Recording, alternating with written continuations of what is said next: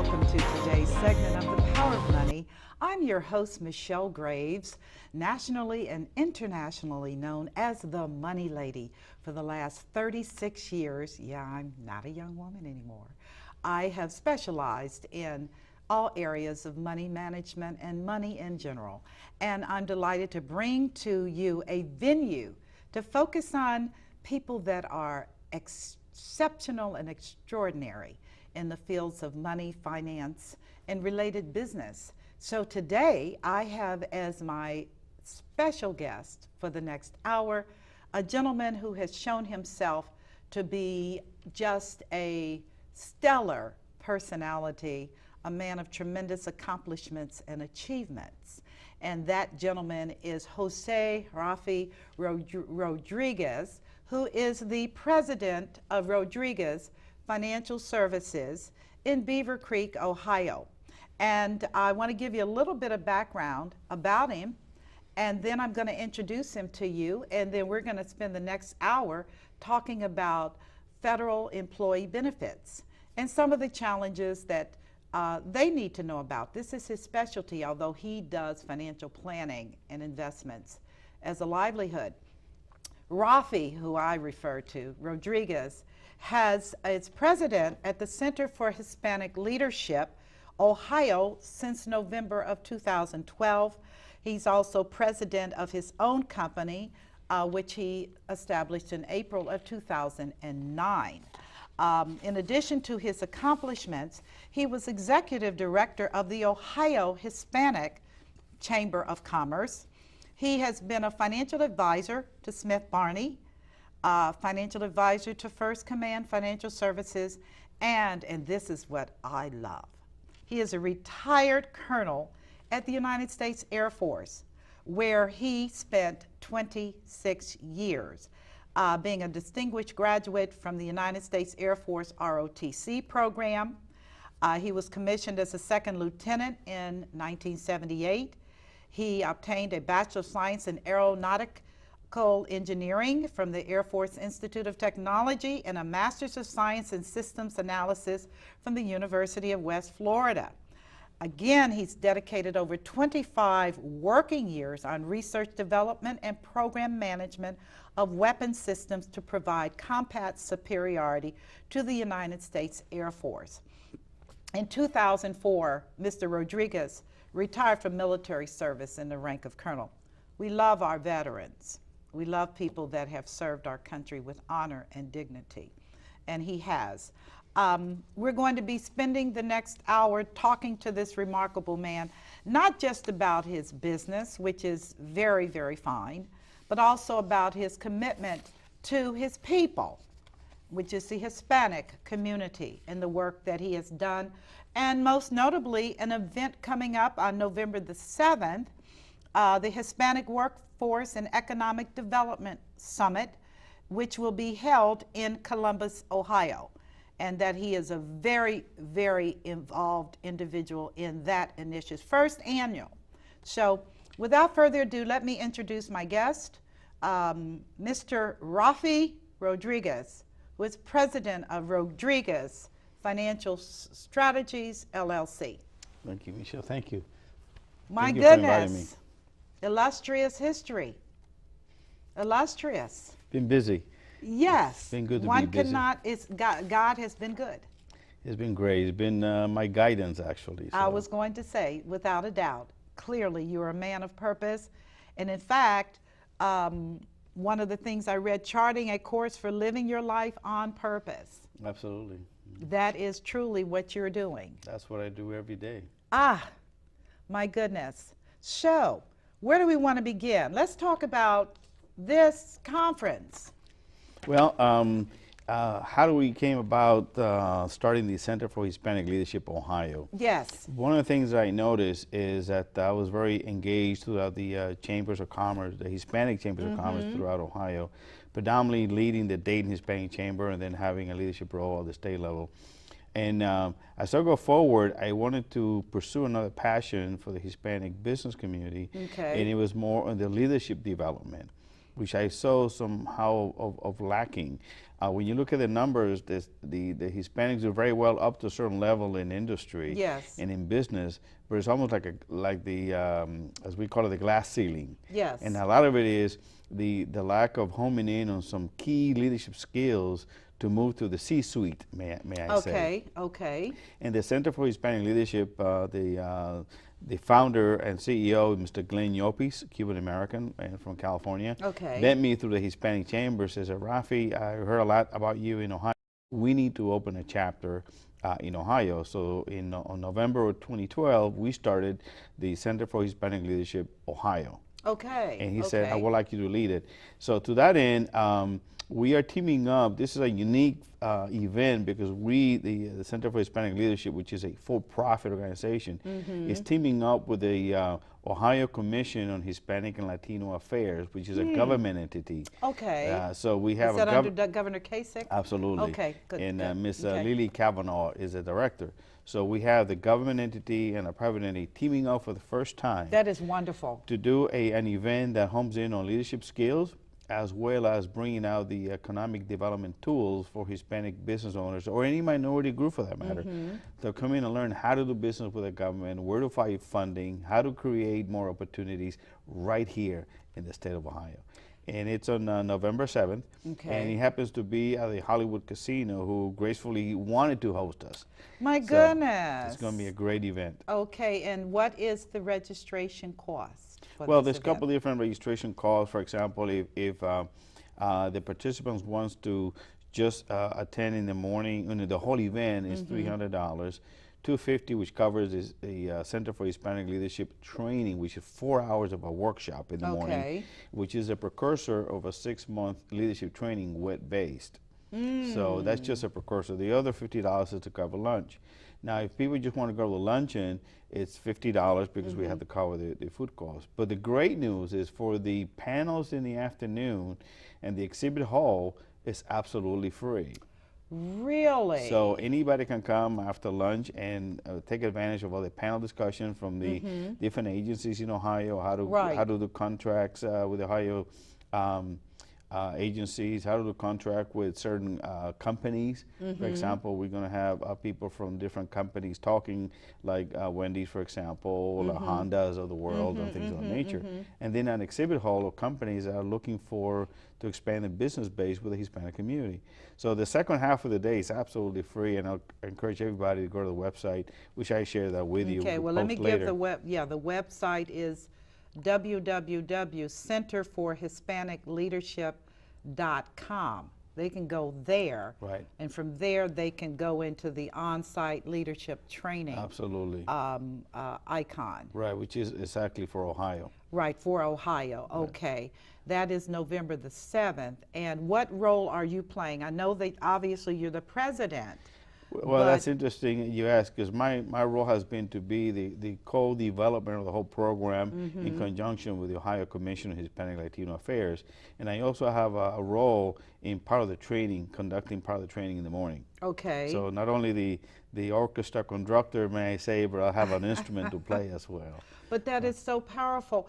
What do you think positioned you, having been in the military, so you do know about accountability and leadership? That's a part of what you're trained to do, and you didn't ascend to colonel position without understanding and excelling in those skill sets. So how did you transfer that training and skill sets into the private sector model as a basis for developing Hispanic leaders? That's a very good question, Michelle. But one of the things I'd like to share with you, that to me, I could have been a retired colonel and stay retired, enjoy life, I can't and imagine play more golf. can't. But that was not my calling. No.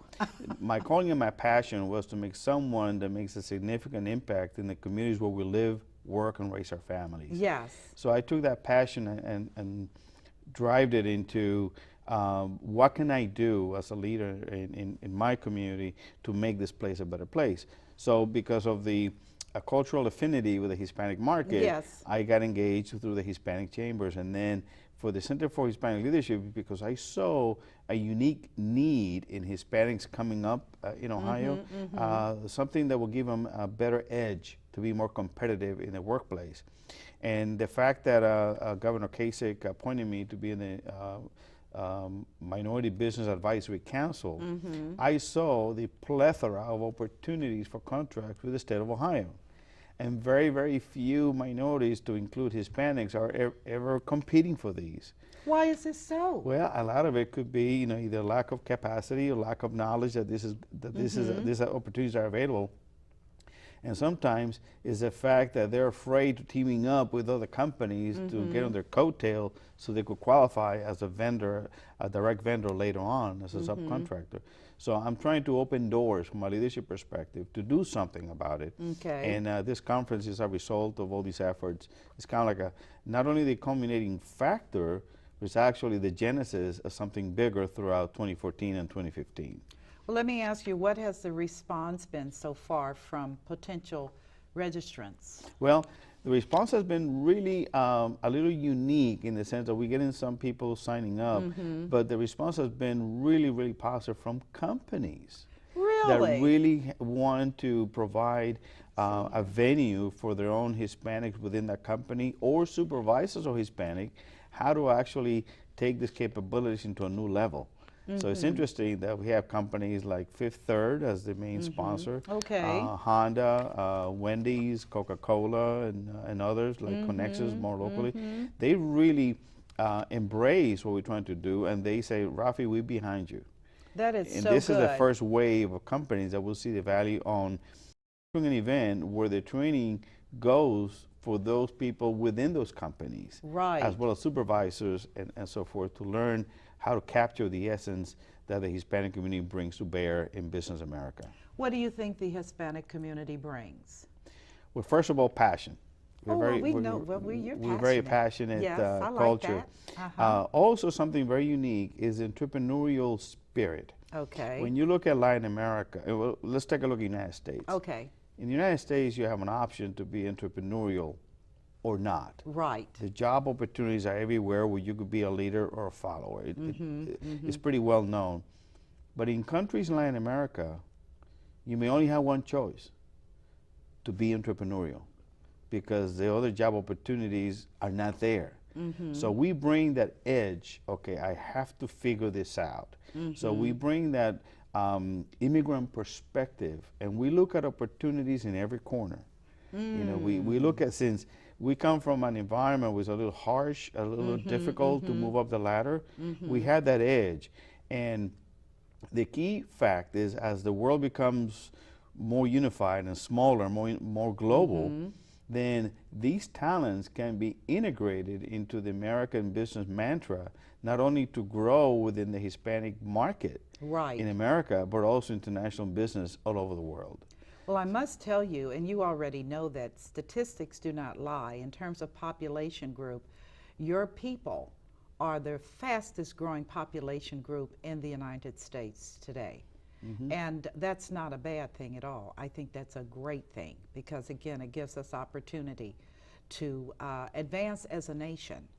And the fact that you all do speak Spanish, and Spanish is an international language as well as English, also enables you to do business in other countries fairly readily, wouldn't you say? Absolutely, and I had that experience in the military, having not only being bilingual, but bicultural, which is a key to success. Not only the Hispanic culture, but I was raised in a bilingual, bicultural environment when I was growing up in Puerto Rico.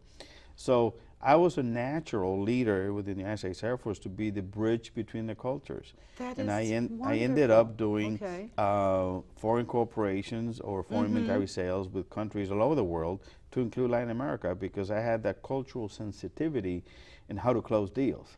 So and that's bottom line in business. That's bottom line. And I transferred some of that into my civilian career as well. So in your own private practice, would you say that your bicultural background and perspective has been an asset? Absolutely, because in Latin America, the concepts that we know as financial planning and saving for the future are not necessarily the norm in Latin America. So as being, again, bicultural and bilingual, I am the bridge between those Hispanics that are becoming more professional, getting very lucrative careers and jobs, is how to help them be part of the mainstream, how to use the Okay. technology and the processes, financial processes that we have in America to make themselves and their future a little more lucrative. And their families. And their families as well. Yes, Because the there's a families. great number of Latinos, including myself, that send money back home to help our parents or relatives that may have a need. But also I learned, being in the Air Force, how to plan for the future. So the planning aspect, not only to develop military weapon systems, but the financial planning, I noticed that the steps were virtually identical. So that's why the transition from science and technology in aerospace, from a planning perspective, to financial planning, because the steps were virtually the same. So it was actually, some people ask me, what make you turn from aerospace engineering to financial planning? I say, it was pretty simple. Let me show you why. It was the planning process. Right. I think, in fact, I know the technology, which is consistent and never varies. And the same thing with financial planning. Once you establish a model, you just stay consistent with. Stick with it. You just stick with it. Well, this conference that's coming up, I'd be very interested in having you back to talk about the outcome. What do you think, just from your perspective, are the major leadership challenges that corporations are dealing with right now, and as you're dealing with a multicultural, bilingual staff? Yeah. I think you kind of home in on the key aspect is, how do American corporations that are predominantly led by non-minorities, although that is growing, how do they tap into this hidden talent within their own workforce? Yes. You know, and again, it's not only linguistics, but culturally.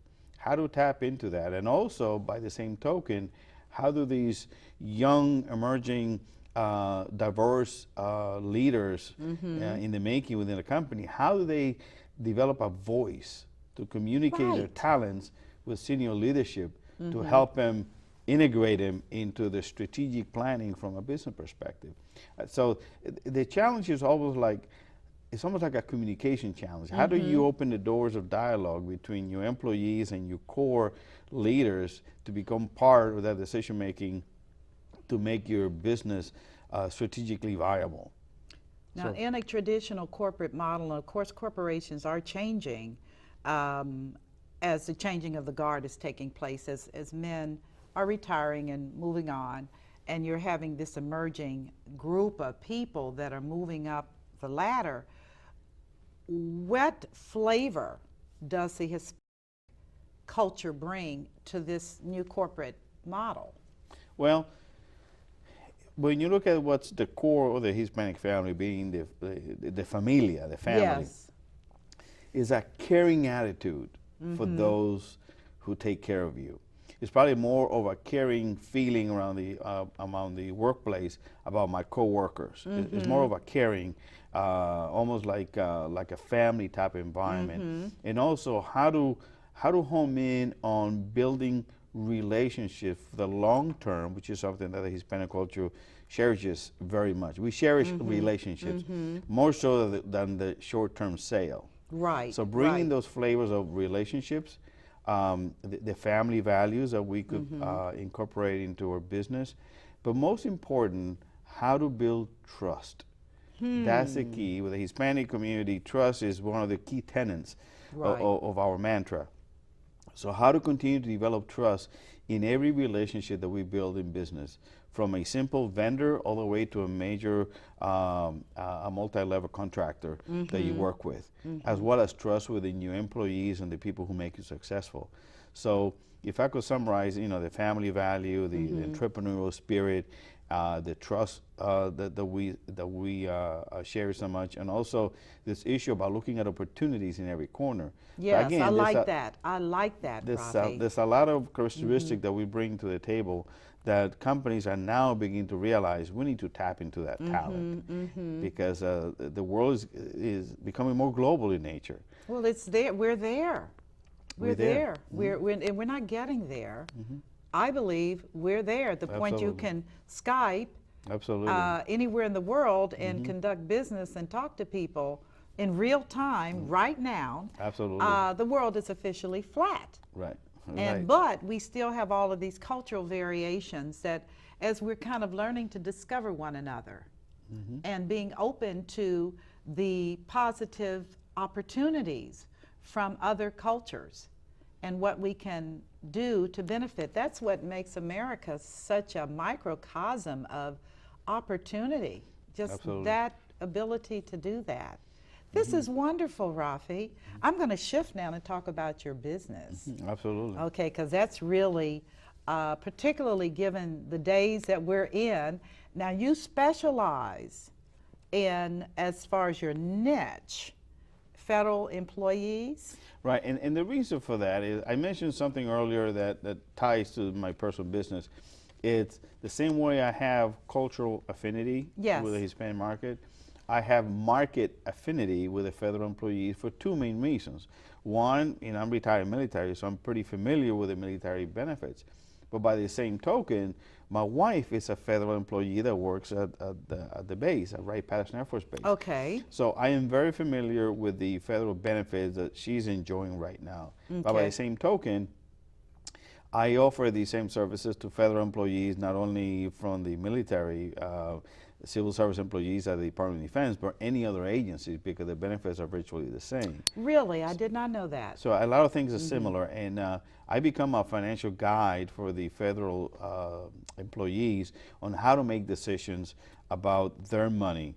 It is their money, and for the reasons that are important to them and only to them.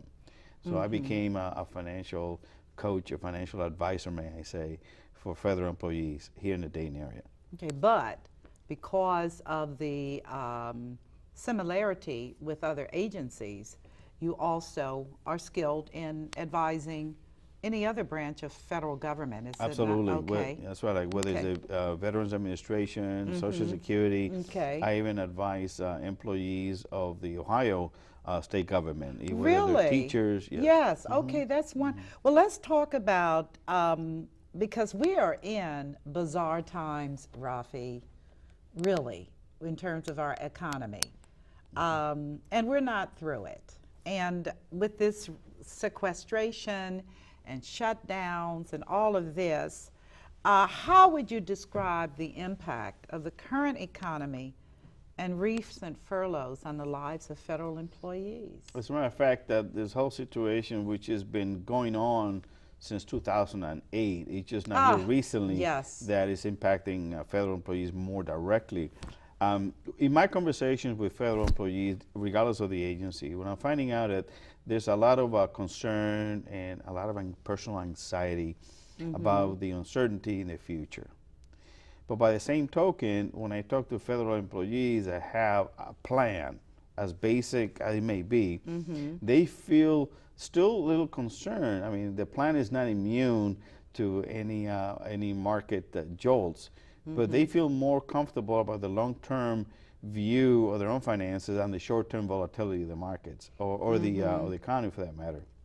So the common theme is those people that have a plan are probably better suited to handle the turmoil, the turbulence that we go through, because at least they have a plan that they could actually review every so often and do mid-course corrections. Those that don't really are the ones who suffer the most anxiety, in my experience.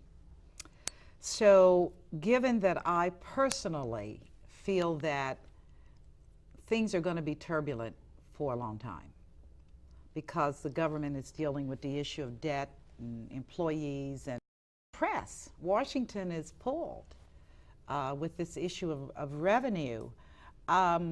Should federal employees, from your perspective, anticipate and plan for this continuing situation? As a matter of fact, it's a premise right now that the next, I would imagine the next couple of years, we're going to see turbulence still going on because of the increase the debt. Yeah.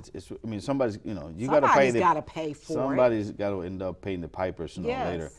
But this is a time where federal employees need to take a look at where are they, where do they want to be, and how do I react to this tumultuous times that we're going through. And having a plan is very, very key. And then not only having a plan, but review the plan with their financial professional more often.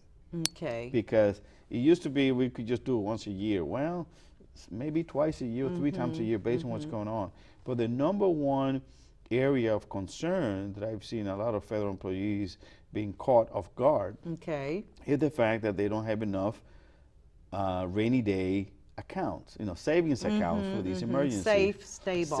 Saved and stable, just to navigate through these turbulent waters in the short 2-3 months, whatever that time calls for the federal government to make a decision.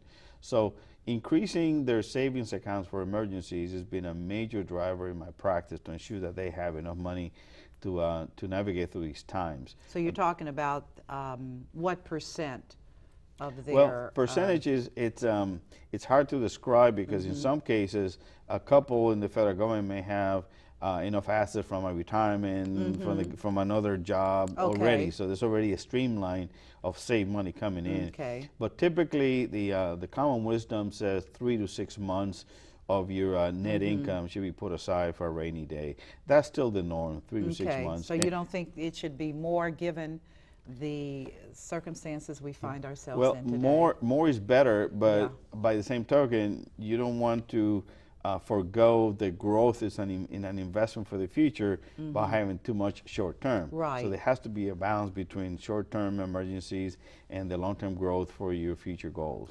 So what should a federal employee include in their financial plan? Well, this is a biggie because there's a lot of information that the financial plan should have to be comprehensive. One is their sources of income. Whether it's a single mom or single dad, single parent, or a couple, what have you. All that income needs to be included to take a look at a strategic view of their lives. In addition to that, you should include your budget and your cash flow, and these two things are different. A budget is your plan of your expenditure plan. The cash flow is the real how is the money coming in and going out. Sometimes people confuse those. In addition to that, it should be very clearly articulated and identify what are your future goals, whether it's for retirement, college funding for the kids or grandkids, vacations, travel, whatever that may be. That should be clearly articulated. And also you should include your assets and liabilities, things that you own that have value. For example, your home, your savings accounts, your investments, and what have you, to include the 3 savings plan for the federal government, and things that your jewelry, things that you own, heirlooms and what have you, as well as your liability, things that you owe. If you have a mortgage, you got to include that, or any credit cards or any student loans or what have you, things that are a liability that you're obligated to pay. And by the same token, you should include your estate planning documents, your wills, your trust, your healthcare powers of attorney, your financial powers of attorney. And you can see this can be very complicated very quickly. So being comprehensive is the key, to include as much. And just as important, including all that information, are identifying the key metrics of success. How do we know we are achieving our goals? How do you know? Well, in the case of my practice, I do analysis with a proprietary financial planning software, and we do what's called Monte Carlo analysis. It's a way to look at past data and do future projections and assess the probability of success to achieving that particular goal. Okay. Now let me ask you, when you talk about looking at their financial plan, do you show them as a part of your review process where they may be hemorrhaging? For example, if a person has a mortgage, and we know what's happened in the mortgage industry, does a person, if they're upside down where they're actually the value of their asset has declined versus the mortgage payments they're making, do you get involved in that type of work? Well, actually, in a financial plan, when we talk about assets and liabilities, one asset is your home. Yes, big one. And sometimes I ask people, when was the last time that you appraised your home? So we could identify the real value of your home. And then in the liabilities, there's a mortgage. So if there's an issue there that may be out of skew, like you said, they owe more than the house is worth, then I'm more than open to work with these agencies that work on helping people in getting the house in order, whether it's refinancing or the case may be. And I noticed there's still some opportunities for refinancing. Oh, yeah, there are. And for example, if they need to go to a place to refinance a loan, what are the assets that could be used as a collateral, for example, in the investments?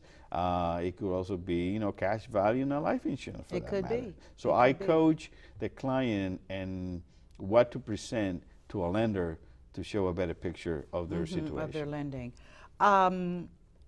You said that you review their financial plan more than annually. You're a little bit different because most financial planners do an annual sit down with their clients, but you will review the financial plan how often? Well, I have a philosophy that my client is the CEO of his life.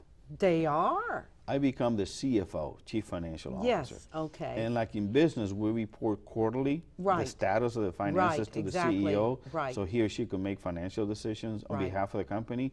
I use the same philosophy of quarterly reviews. Now, not every quarterly review is exactly the same. We look at different parts of the plan.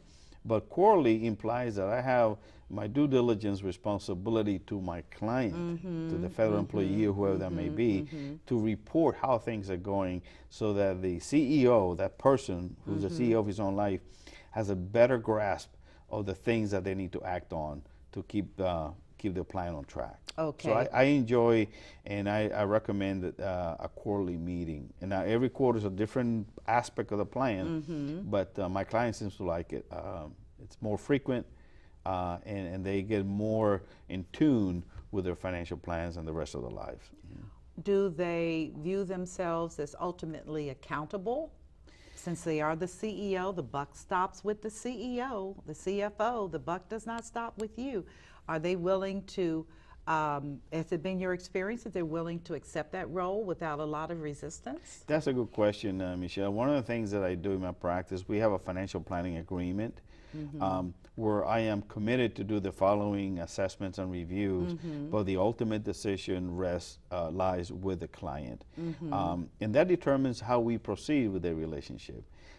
In just about every case, the clients follow their recommendations and they follow through because they're accountable. It is their decision It is their decision, absolutely. right. But I stop at the point of the recommendation. Okay. The client has to make the decision. And there's been some cases where if the client does not want to proceed or I sense where they just not taking action where they should, I mean, I had the prerogative to terminate that relationship. Oh, you can resign as their CFO. Absolutely. If the CEO is not taking the decision that they should based on their plan and based on the things that will give them a probability of success, there's no guarantees, and they're not taking the decision and there's a degree of procrastination, at some point, as a business owner, I have to evaluate, is this time that I'm spending in helping this individual or this business owner for that matter, to make decisions for the benefit, and if there's no action and there's no sense from my perspective of accountability, I have the right to terminate the relationship. It hasn't happened often at all. But, I can't imagine, but again, my clients move forward, Good. What is the role of Social Security in these federal employee retirement benefits? The Social Security is a pivotal and a strong base for any financial plan. Most people still believe that they get the Social Security statement like we used to on our birthday. Yes. If you're less than 65 years old, the Social Security Administration has cut that a couple of years ago. So you actually have to register. Gracious. You have to register on the my Social Security website to get your report. But that report is key to financial planning because it has different amounts based on the amount of credit quarters that you have. Yes. It has different amounts whether you retire at 62, on your full retirement, which is dependent on your age when you were born, and retirement at 70. That is integrated in the financial plan with any other benefits that your spouse may have or not. Okay. So synchronizing Social Security with your retirement plan is key to having a more robust income during retirement. Sometimes you may take it too early, and that may not be the best choice. maybe waiting to 70 may be the best choice. But that's uniquely to each individual based on the different assets and income that we get to analyze for that particular case. So you get involved in Social Security review as well? Oh, for your absolutely. clients? That's key. See, I'll be honest with you, Rafi. I did not know federal employees got Social Security. Right. Some of them do, depending on whether they're in the old civil service retirement system or the federal employees retirement system, what they call CSRS or FIRST. Some CSRS may have had a chance to contribute to Social Security, maybe in another job. But first, typically, they do contribute to Social Security. So conjugating and integrating the federal income, income from your spouse for another employment or retirement benefits with Social Security, all that should be integrated into a comprehensive financial plan. Now, tell me about the thrift savings plan that is extended to federal employees. Right, as we call it, the TSP, the three letters that identify the program. That's a phenomenal program. It's the equivalent of a 401k In the private sector? in the private sector. Okay. For federal employees. So the government contributes to a TSP? Right, and it all depends whether you're FIRST or CSRS. Typically for FIRST employees, there's a matching formula, but for CSRS may not be. Okay. So you have to consult with your local rep at the federal ministry to assess whether you get matching funds or not. But it's like a 401k, and it has some unique features to it that are different than a 401k. For example, if a person is eligible to retire at 55 in the federal government, they may be eligible to start drawing out of the TSP. Are you serious? Which typically is 59 and a half exactly. on another program. Right. And they may be able to annuitize that early, like I mentioned.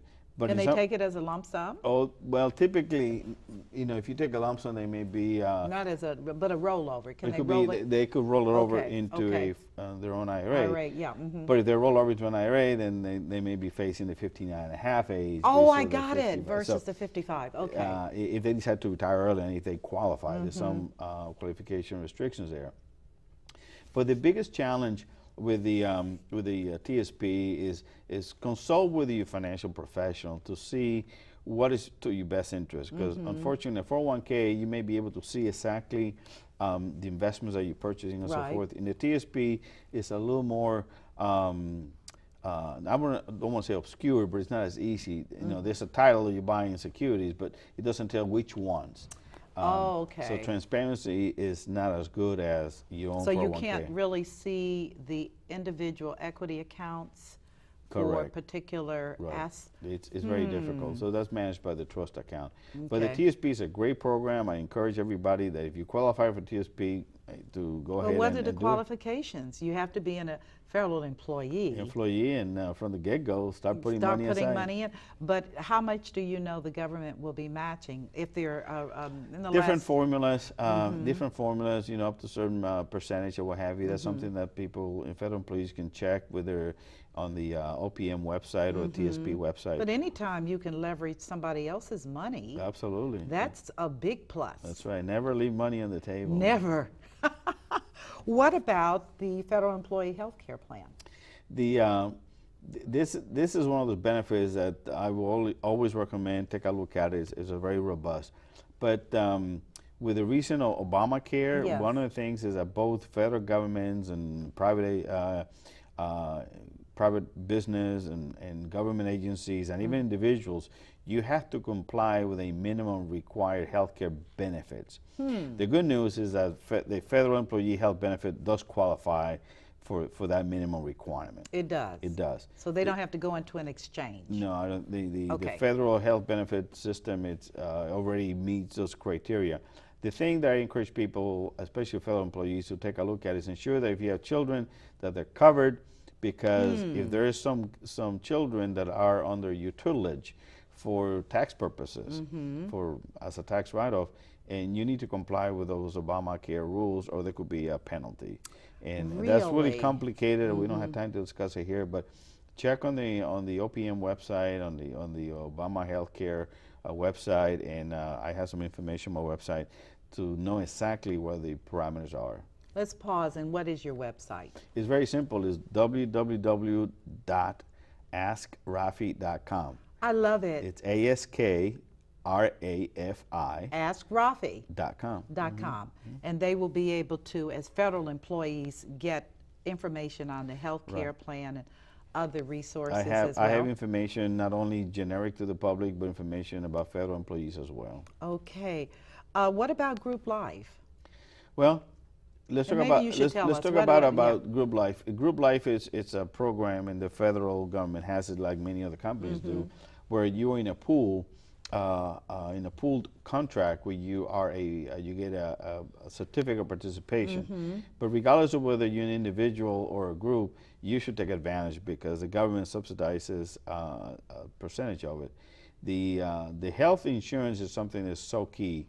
If something happens to the federal employee, God forbid, that's immediate income from that breadwinner that's no longer with us to provide income to the family, to the spouse, children, or dependents of that individual. But can they choose how much? Is it a fixed amount of life insurance, or can they buy up more coverage? Yeah, absolutely. The federal government offers a basic program and then some add-ons depending on your dependents, and they have some tables that tell you how much it would cost. It's very, very affordable. The key question on the federal employee health insurance is, what is the value of a group policy that you only a participant, you don't own it, or a life insurance policy that you own where you have no control? That's something worth discussing with the professional financial advisor so they could see the pros and cons. Yes, because certainly, and not to cut you off, but one of the key things that's happening right now in municipalities is they are canceling or cutting back on the amount of group life coverage that is available to their employees. And I'm saying municipalities in this area, people are down to $5,000 of group life that started out at 15, and now because of budget crisis, they're down to 5, and they don't have any owned insurance. Their insurance was a part of that group. So, you know, do you counsel people to at least have their own? Absolutely. That's one of the things that's why having a financial plan that you review so often is so critical, because if there's a fork on the road that you say, okay, in the last 3 months I was cut off on my health insurance, or it could be a life insurance for that matter, that should be identified in the plan so you could have a mitigating action. Okay, that's what happened, how do we correct it? That's why these periodic reviews are so critical, to ensure that our boat is on the right track and in the right direction. So I do advise people, you know, you may want to consider having your own policy just in case the government policies diminish or whatever. It could be an employee of a private company. But owning your own life insurance has some benefits, especially if it's a cash value kind of policy.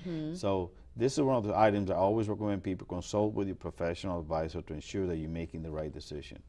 I really believe that it is suicide, given the complexities of the financial markets today, for people to try to wing it. And I know that some of them say, I can do this, and I said, but I can't do your job. Why do you think you can do mine? But people sometimes have a difficult time making that transition. Have you found that to be the case sometimes? Absolutely. And when I was in the military, I learned very, very quickly that it's better to home in on the skills that you're very good at. Yes. And delegate or outsource, as we used to say, to the people that have expertise and other things that is not my area of expertise. That way you could focus more on the things that you love and you're passionate about versus the things that require a lot of time and expertise. And it was very difficult for me to do my own financial planning and my military mission planning. It was very difficult, so I had a financial planner when I was on active duty. So that's how I learned the value of planning. And even in my practice, there's some things that I delegate. For example, you know, I have an accountant and a CPA to handle all the number crunching and the business. I just give the receipts and she'll figure it out. So even in my practice, I have some expertise that I consult with within the financial planning industry, whether it's on the estate planning side, I consult with attorneys. On the long-term care side, I have long-term care specialists that help me address those issues. On the life insurance, I have experts on life insurance that help me identify the right course of action for a particular client, as well as portfolio management. I have experts that ensure that we are on the right track for that particular client. That's smart. That is wisdom. To me, that's wisdom, because one cannot know it all. Only a fool would think they could know it all. That's just to me so irresponsible. But on the subject of long-term care, should a federal employee consider long-term care, particularly when the statistics say that, I think it's something like almost 70% of Americans over 65 are going to need long-term care. That is a staggering data point. From a financial planning perspective, what I notice in long-term care is that sooner or later we're going to be facing that challenge. And why build this phenomenal wealth over the years just to find out that if you don't have a long-term care protection or a long-term care strategy, a long-term care situation can actually drain that wealth very, very quickly. And the person who suffers, typically the person who suffers the most in a long-term care situation is not the individual receiving the care, it's the family. The family. La familia. La familia, because they're doing without, because the money, the income that was supposed to be for the spouse or the grandkid, whatever the case may be, now has to be diverted to something that is very costly. So having a long-term care strategy, which could be done in many different venues through long-term care policies and other financial instruments, is very important, because a long-term care strategy is there to protect the rest of the assets so they could go to the right objective, to the right goal. And when we're looking at long-term care, this is a kind of service that's provided to help you with the typical activities of daily living, from waking up, bathing, transferring, or what have you. And even in the case of Alzheimer's, you know, it's to help you with those day-to-day activities that we take for granted, like getting up in the morning and brushing your teeth or eating, so, and things of that nature. So long-term care is a very real case. And the interesting thing is that 40% of the long-term care recipients in America are between 18 and 64. Whoa. So there's still a lot of younger people that need that. Right. Because this is either due to an accident or some other condition, they need long-term care. So it is a real situation. We are living longer. Yes, we are. Not necessarily healthier. Yeah, but we are. But they're getting older. keeping us alive. That's right. So long-term care is something that everybody should consider, to have a strategy on how to handle that. And the strategy could be as simple as a long-term care policy, or maybe including the members of your family to take care of you. Maybe use some of your existing assets, divert them to long-term care. It is a serious problem in our country, and we should all have a way of mitigating that. Well, I tell you, it's one of, I had said to my viewers, this is one of my real big issues for this year. And that is that long-term care is the next crisis facing our country. I see it. The baby boomers, of which you and I are part of. We, 78 million of us, come on, Rafi, who's going to take care of us? Well, and then going back to the Hispanic culture. Yes, yes, you know, we come from a very tight-knit family.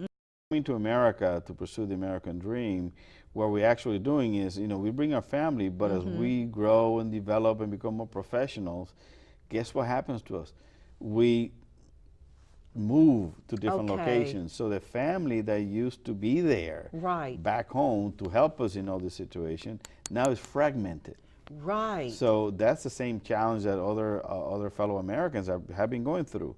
The family has been scattered all over. Yes. So somebody who has their own children in California, for example, it's going to be hard for them to come back to Ohio and take care of you. Right. So to some extent, I'm even coaching young Hispanics. At some point, it may behoove you to buy a long-term care policy to take care of your mom, not necessarily for you, but for your parents. For your parents. I think that's wise advice, because, and frankly, I was at an event this past weekend and had that conversation with young people, which is, you're going to have to take out long-term care insurance and pay for it for your parents who are baby boomers in denial. The Pepsi generation in this country is real. And most of the baby boomer generation does not believe that it's going to happen to them, despite the fact that it is. So the children are going to be ultimately financially responsible. And so many of them are like, I can't hardly make it myself without talking about my parents. Now, I know you said your parents were still in Puerto Rico. Right. Okay. Right. But I went through that myself, you know, with Okay. both my parents got ill. I have a Yeah. twin brother, so I'm very fortunate that he stayed home taking care of mom and dad. So you're a but- twin. Yeah, I went to. Ah. But it was very hard for me being on active duty, serving my country, Yes.